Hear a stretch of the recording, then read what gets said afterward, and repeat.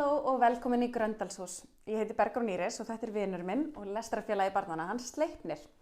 Okkur langaði að minna aðeins á mikilvægi þess að lesa með börnum alveg frá því að þau eru pínulítil kríli og rétt farin að halda höfði. Bækur eru nefnilega svo frábærar og nú í ár er Reykjavík bókmenntaborg UNESCO 10 ára gömul.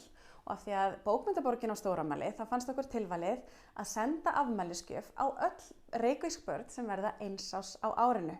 Gjöfin er þessi lestrarbæklingur sem ég teiknaði myndirnar í og þetta er líka svona lestrarstika. Þannig að það er hægt að mæla hvað maður er stór og hvað maður er búinn að lesa mikið.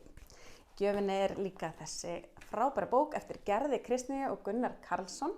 Bókin er á íslensku en hún er líka á ensku, sænsku og pólsku inn á VF bókmenntaborgarinnar.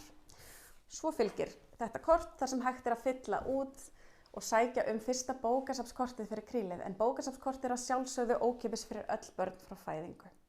Þannig að lesið saman, leikið ykkur með bækur og leyfið bókinni að verða ævintýri sem fylgir barninu út lífið.